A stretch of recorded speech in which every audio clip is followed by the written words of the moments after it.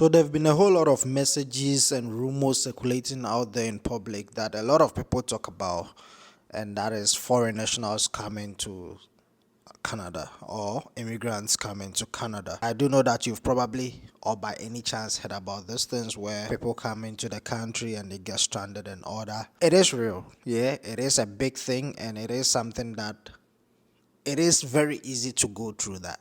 You may think, okay, no, I'm sorted, I got my visa, I got this, I got that, I'll be fine when I get in the country. Trust me, you won't be fine. And at this point of time, I can even use myself as a victim because I nearly fall for that. And I'm not even gonna say that I've even settled. I mean, right at this point of time, right now, I'm still trying to find my way out. Yeah, so it's not as easy as it always seems.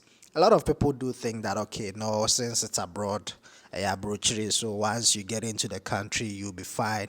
Honestly, that is not always the case. Yeah, in USA, maybe you can get your head around you, and USA is much easier to, I mean, maneuver around once you step out of the airport. But in Canada, it's a different case on its own. I've heard a whole lot of stories where people actually promise family members, friends that, hey, come to Canada. When you get to the airport, I'll come and pick you.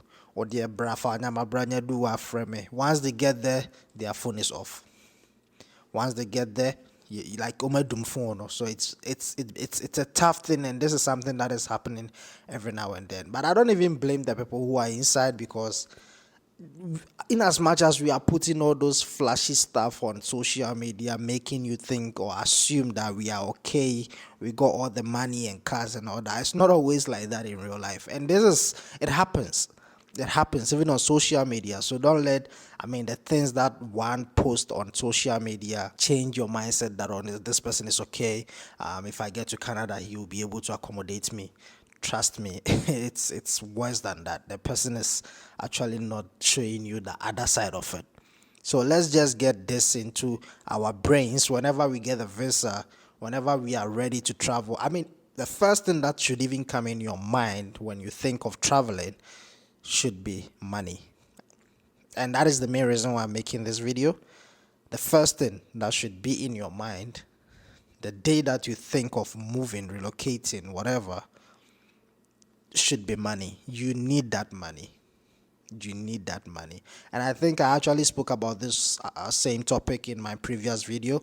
Coming to Canada, you can come. I mean, as long as you skip the airport, you are done. As long as you pass through the airport, you are done. Sometimes they tend to ask a couple of questions at the airport. Sometimes it tends to be a bit difficult. But once you get out of the airport, you're on your own. And I'm not going to say that, okay, this is, I mean, websites where you can book accommodation and all that. I've talked about all that already. But all I can say is, as long as you plan on coming into the country, besides your flight ticket, besides all the money that you need and everything, budget a certain amount that will keep you, I mean, alive in the duration you'll be in the country. So let's say if you're coming and you got your 10 years visa or whatever, at least have something with you. And something, I mean money. So the least amount that personally I myself will say that an individual, a single person should own before coming into the country should probably be a minimum of $3,000. A minimum of $3,000. $3,000 should be the minimum. I do know a lot of people, we were in the same flight. I mean, I've been hearing others say their story, and it's just crazy. Myself, I'm telling you this because I didn't even do that. I didn't even have that amount. And it could have been worse. It could have been very bloody. So, I mean, someone will probably be like, is it not a guy who shoot YouTube videos sleeping at a train station? It could have got to that point. Like, it's just crazy. So, since I've been through that, the advice that I'll give my fellow brothers, don't just take your bag. Think about it. Okay, when you get into the country, what happens next? So at least if you don't have 3,000, just get 1,500 or 2,000. Even though it is a risk, because accommodation is a problem this side. accommodation is a problem, and that 1,500 that you even be bringing is a 1 month rent somewhere. In Toronto, you can even get accommodation for 2,000. It's just crazy. Hence, I'm saying if you want to come here, minimum should at least be 3,000. If you have 3,000, it should sustain you for probably 2 months. I'm talking about with regards to accommodation, food, transportation, and trying to get your head around the country. So if you get in with 3,000, it should be able to sustain you until maybe you get a suitable job. And for those who think, okay, no, I will come in first week or two, I'll start looking for a job. Look, you may have to readjust your plan. It's not like that. Jobs are not as easy as people say on social media. Come in with your passport, visitors passport, you get LMIA jobs. It is there. I'm not saying it's not there. It is there, but it's not easy. Hence, I'm saying come with at least 3,000. If you have 3,000 here in Alberta, you can get a room. That I saw one room yesterday on Facebook Market that was going for 400, which is very affordable. It's not a big room. It's like half, not even half of this space. But at least, I mean, you come in to make money. You come in to hustle, so you don't really have to care much about space and order. So it is real. The struggle out there is real. So at least if you have 3,000, you should be able to get a cool room, affordable, smallish room that is going to cater for that amount. That amount can also sustain you with food for about a month or two, or maybe 3, whilst you are trying to look for job, whilst you are trying to get your head around, whilst you are trying to build your connection and friendship. But if you are coming in, you got your passport and you're like, okay, I got my passport, I got my flight tickets, I'm coming, and when I get to the airport, I'll be fine. You wouldn't be fine. Ubewu. And even if you are coming at this point, I mean, this season, it's even worse because it's extremely cold. And this is just the beginning. In Alberta, we're getting somewhere -8, -9. It's just crazy. It's like weather na bottom. So if you are coming, you should be very much prepared. I'm not talking about the type of food or luggage or whatever you carry, but I'm mainly touching on the amount of money that you need in order to survive in this country. As a visitor or foreigner or whatever, you do know what I mean. I don't need to go into details. I mean, you say baby more the visitors, but intention is a monko matiasi into America tree. So if your intention is all about betina say dear, have that amount of money. Would you only cry 1,500 to 2,000 at least? Just have that amount. Because for me, I keep saying for me because I do know the issues and problems I've gone through, and I'm still going through. I'm still trying to get my head out. It's not easy.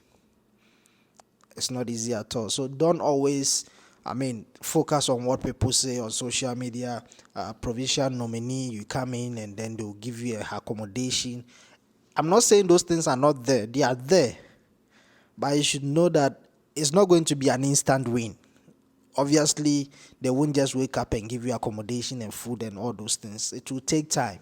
So you need money. And even that province that you're talking about, you need to get yourself there. It's money.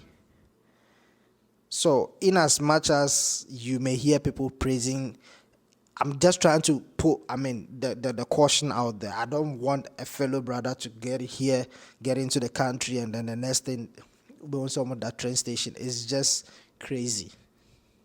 It's just crazy. I've had my own experience. I've heard people's experience. I've seen them. The pressure never had no. And, personally, I was even thinking, say, for an individual who have traveled outside, like Ubia Wotukwanda, Ubia, someone who have stayed in another country and all that, it builds experience, and when you get to another country, you should be fine, you should get your head around and all that. You still struggle. Myself, I've been in SA for more than 10 years. I have experience in all that, how to get my head around a city and all that, how to survive and all that, but still, pressure never foul. So imagine someone who even has experience in traveling, someone who has been in another country for ages. You, someone that you haven't been anywhere, you are just coming straight from Ghana to here. Brother, I'm not even joking about this. I mean, I do know that I do joke a lot, but I'm being real here. And I just hope people see this. I just hope before you pick that passport and say, hey, my visa ready, me go try ticket, me go Canada. On the other side, have some personal money, have some money that you save somewhere just for you. That is they call it survival series, survival. How do you call it? Cash in case of emergency. That is the word for it. And I'm not only talking about Canada only. Obviously, abroad. If you go into Germany, UK, wherever, it's the same thing. Unless you do know someone in that country and you're like, okay, fine, I have a brother who accommodates me, fine, I have even that one cry, or say a friend cry, you still need an alternative option just in case the friend disappoint. If it's a family member, then I mean, well, it might work out, but those major, no, it doesn't always happen. But I mean, if you have someone who is willing to, it's a plus. It's a plus. Anyway, so this is just a little tip. This is just a little heads up. And before I finalize everything, I just want to give a shout out to General. Yeah, General. So, better video name. He's the one in charge of this place. He's the one hosting me. So, yeah, if not, I'll probably be shooting this video in a train station. Anyway, guys, thanks for watching. If you have any questions, drop it in the comment section. You can also DM me on IG, Facebook, wherever. And yeah, let's just try to be safe, because it's real. The struggle is real, and it's even worse if you are coming in this season, weather like this winter. Why dream be boom?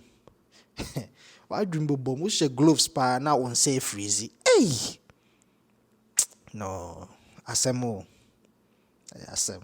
It's real. But anyway, so yeah, link up, share your thoughts, let me know your experience. If you have any to add, drop it in the comment section. Let's vibe, guys. And I guess I'll see you in the next one. Stay safe. Peace.